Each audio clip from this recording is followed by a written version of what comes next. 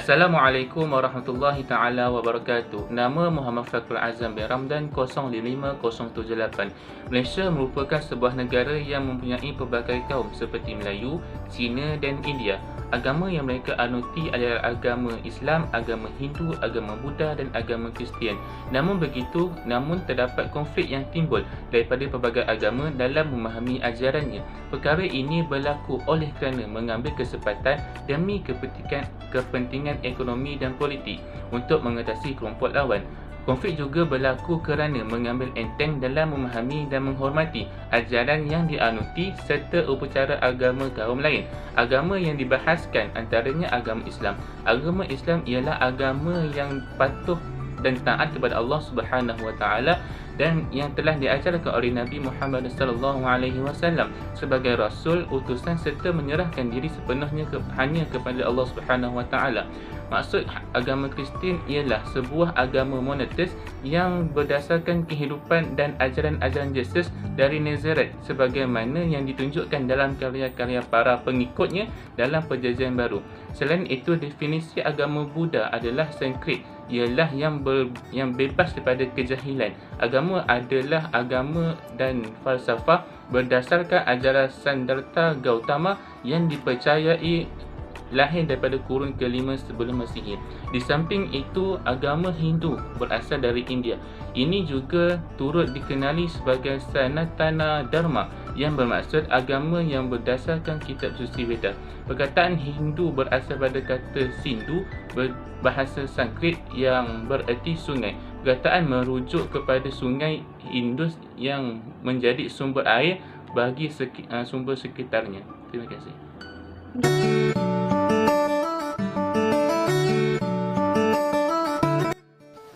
Assalamualaikum warahmatullahi wabarakatuh. Nama saya Wan Muhammad Fizi bin Wan Zalizan, nombor metrik 056268.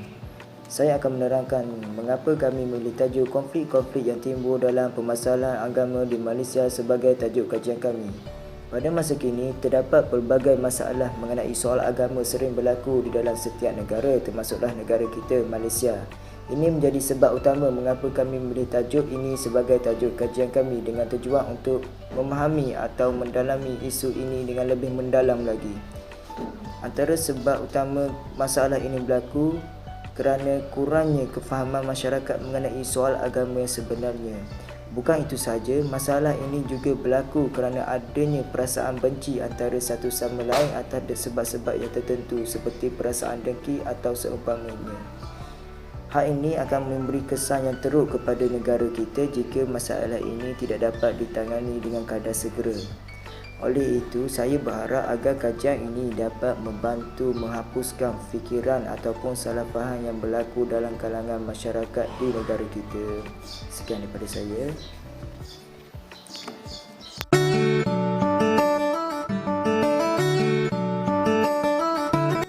Assalamualaikum warahmatullahi wabarakatuh. Saya Habibur Rahman Zulkarnain, nombor metrik 056192 akan menjelaskan bahagian objektif kajian, persoalan kajian dan juga peranan pihak kerajaan dalam menangani isu atau konflik yang timbul dalam agama Islam di Malaysia.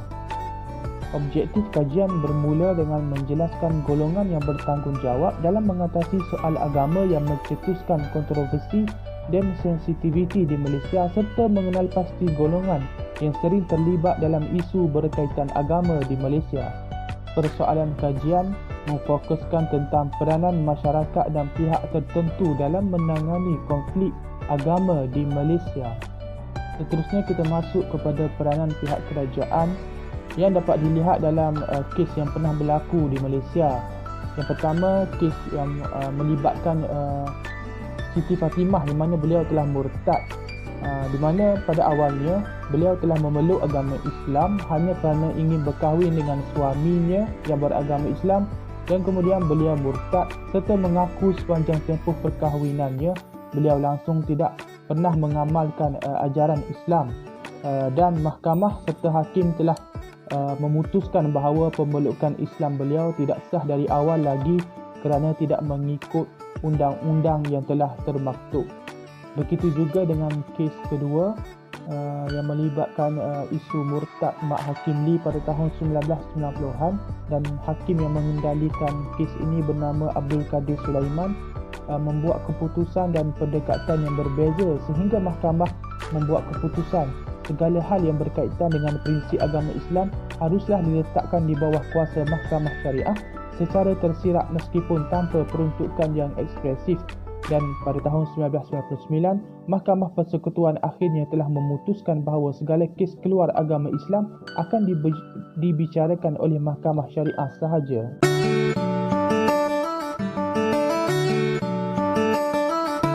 Assalamualaikum warahmatullahi wabarakatuh. Nama saya Muhammad Azri, biasa Ibu.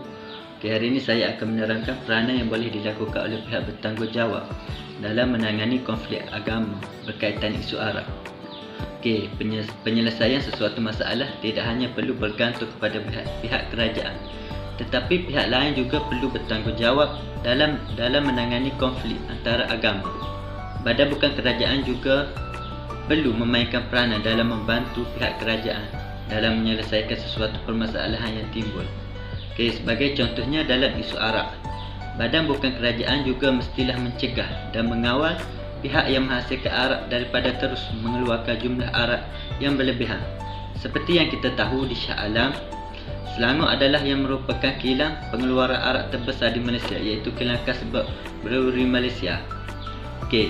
Definisi arak daripada sudut Islam pula ialah qamar. Dalam bahasa Arab ialah minuman yang memabukkan. Dari segi sudut sains pula ialah alkohol dalam bentuk etil alkohol dan merupakan sejenis dadah yang bertindak ke atas otak manusia. Antara impak negatif daripada pengambilan arak ke atas fizikal dan mental adalah ia akan terus bertindak ke atas sel-sel otak dengan merangsang otak itu sebelum mengganggu fungsinya sehingga menyebabkan berlakunya gangguan penglihatan, hilang ingatan dan seumpamanya. Selain itu juga arak ini dapat merosakkan sesebuah institusi seperti memporak-perandakan rumah tangga, keluarga, masyarakat dan negara, serta berlakunya kes zina, rogol, sumbang mahram dan lebih teruk ialah menyebabkan pembunuhan. Saya rasa itu sahaja dari saya. Terima kasih.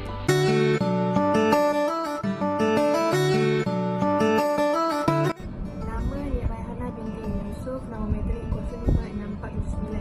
Antara isu berkaitan agama yang sering diketengahkan dan mudah merabak perpaduan sedia ada ialah isu arak disandarkan yang berlaku pada 5 Februari 2018. Kejadian tersebut mengakibatkan kematian seorang wanita berusia 38 tahun akibat kecederaan parah di kepala setelah dipukul oleh suaminya yang berusia 40 tahun daripada warga negara Indonesia.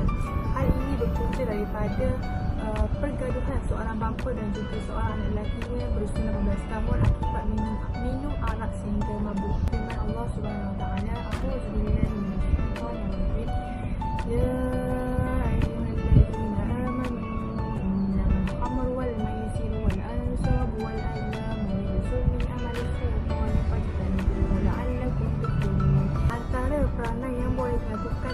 pihak bertanggungjawab dalam menangani konflik agama berkaitan isu arak ini ialah yang pertama, tidak menyokong industri-industri yang membuka ruang kepada berlakunya masalah sosial seperti mengharamkan periklanan arak dan penjualan arak kepada orang Islam. Yang kedua, mengemukakan cadangan kepada pihak kerajaan untuk mengenakan undang-undang yang lebih mesra agama. Contohnya, apabila penangkapan dibuat oleh peminum arak, hukuman harus juga dikenakan kepada orang yang bukan beragama Islam.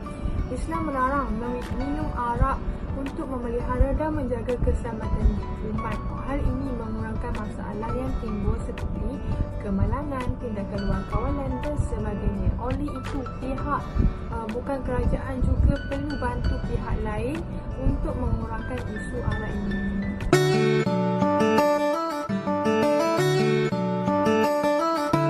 Golongan yang sering terlibat dengan isu agama ini adalah remaja. Sebagaimana kita tahu, remaja merupakan aset pembangunan bagi sesebuah negara.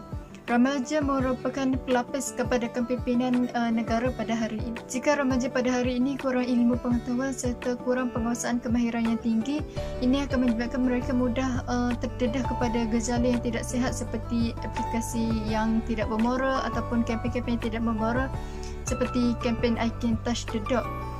Isu tentang kempen I Can Touch the Dog ini telah mencetuskan kontroversi serta provokasi antara masyarakat Melayu Islam kerana ia bertentangan dengan nilai dan norma kehidupan Melayu serta bertentangan dengan agama Islam serta hukum hakam dalam mazhab Syafi'i.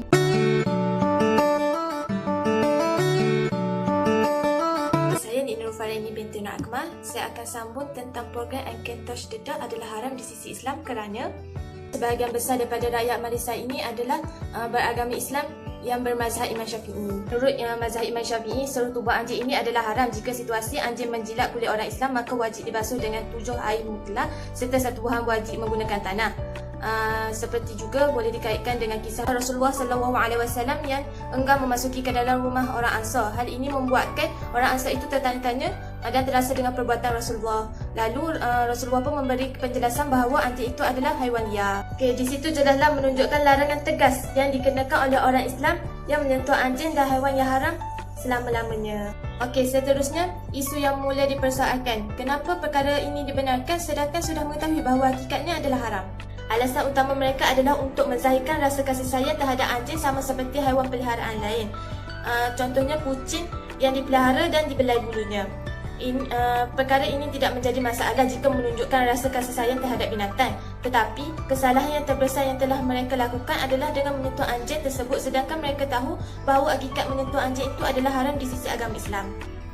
Islam sememangnya tidak menghalang seseorang itu untuk menyayangi binatang, tetapi ianya mesti sesuai dengan syariat Islam. Buktinya Islam telah mengharamkan 2 binatang utama yang disentuh iaitu babi dan anjing. Oleh yang demikian, seseorang itu haruslah bertindak sesuai mengikut kehendak agamanya, bukannya melanggar aturan yang telah ditetapkan dalam sebuah agama, termasuklah agama Islam. Secara kesimpulannya, hukum menyentuh anjing ini adalah haram buat selama-lamanya menurut mazhab Imam Syafi'i. Isu ini tidak boleh dipandang remeh kerana isu ini mampu menggugat keamanan yang telah terbentuk dalam kalangan masyarakat Malaysia.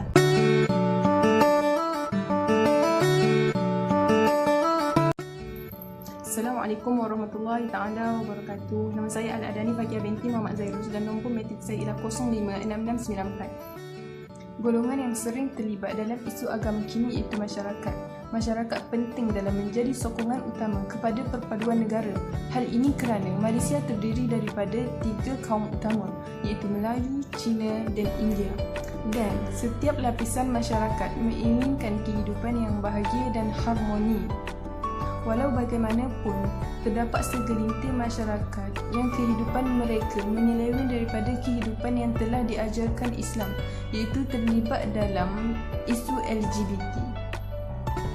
Apa itu LGBT? Istilah LGBT bertujuan untuk menekankan kepelbagaian seksualiti dan jantina budaya berasaskan identiti. Seterusnya, tidak semua negara memandang cara hidup ini patut dijalankan, seperti Malaysia. Hal ini kerana cara hidup LGBT ini tidak selari dengan cara hidup yang telah diajarkan oleh Islam. Seterusnya, golongan ini yang berstatus tentang agama Islam amat menyedihkan sekaligus menjadi penghinaan terhadap agama sendiri. Allah SWT telah menciptakan manusia ini hidup berpasangan lelaki dan perempuan. Walau bagaimanapun, ada golongan yang kufur dengan perkara yang telah ditetapkan oleh Allah seperti mengatakan bahawa Allah telah salah menciptakan. Terima kasih.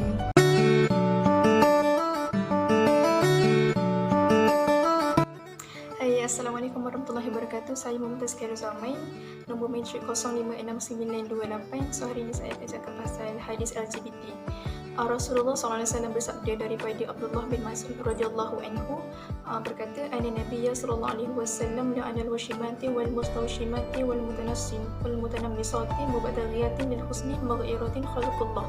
Maksudnya sesungguhnya Nabi Muhammad SAW melaknat golongan wanita yang membuat tatu dan juga diminta membuat tatu, juga golongan wanita yang mencukur alis demi mencari keindahan dan mengubah ciptaannya. Riwayat At-Tirmizi. So berdasarkan hadis ini, dia nak cakap yang mana Rasulullah ni melaknat golongan-golongan yang mengubah ciptaan Allah, yang mana golongan ini seperti golongan LGBT. Juga kita nak cakap yang Allah ni menciptakan manusia sebaik-baik ciptaan. Jadi segala perkara yang dilarang oleh Rasulullah juga dilarang oleh Allah Subhanahu Wa Taala.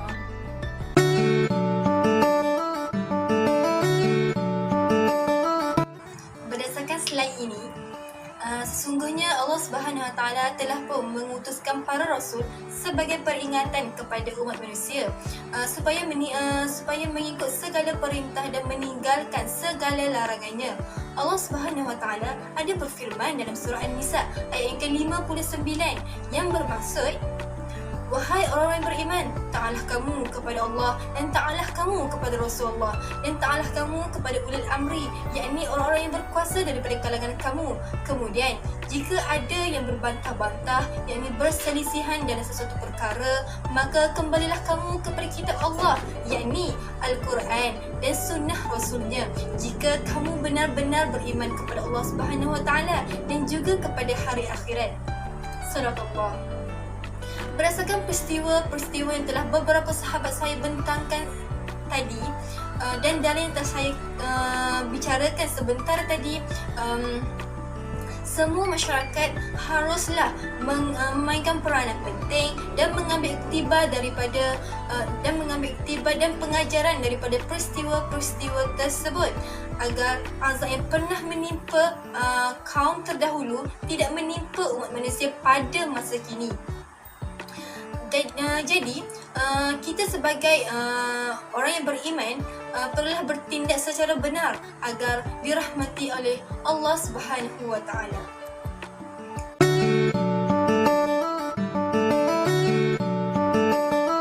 Kesimpulannya, isu yang timbul dalam permasalahan agama boleh mendorong kepada berlakunya ketidakstabilan negara. Di Malaysia terdapat berbagai jenis agama selain pada agama Islam. Jadi, setiap penganut yang mempunyai pandangan berbeza dalam memahami dan mempertahankan ajaran agama masing-masing. Pemikiran negatif biasanya boleh mendorong kepada berlakunya konflik agama yang boleh membawa kepada perpecahan perpaduan. Antara cadangan bagi mengatasi permasalahan ini adalah setiap individu, terutamanya generasi muda, haruslah memainkan peranan penting dengan menjadi model yang baik dan berkualiti sebagai contoh pada semua lapisan masyarakat. Bak kata pepatah, benih yang baik apabila jatuh ke laut menjadi pulau, apabila terlontar ke udara menjadi kejuara, dan apabila dicampak ke bumi menjadi penawar. Seterusnya, masyarakat haruslah mengamalkan sikap toleransi sesama kaum dan menghormati pandangan dan pendapat ajaran agama lain. Dan cadangan terakhir adalah pihak berwajib haruslah sentiasa memantau aktiviti keagamaan yang berlaku dalam negara dan menambah baik sistem undang-undang negara berkaitan permasalahan agama. Akhir sekali, semoga kajian ini dapat membuka minda dan fikiran masyarakat terhadap kesedaran isu ini daripada terus merebak ataupun menular dalam kehidupan masyarakat di Malaysia. Semoga dengan ini semua rakyat Malaysia dapat memberi kerjasama yang baik dalam mengatasi konflik agama ini daripada terus berlaku dalam negara.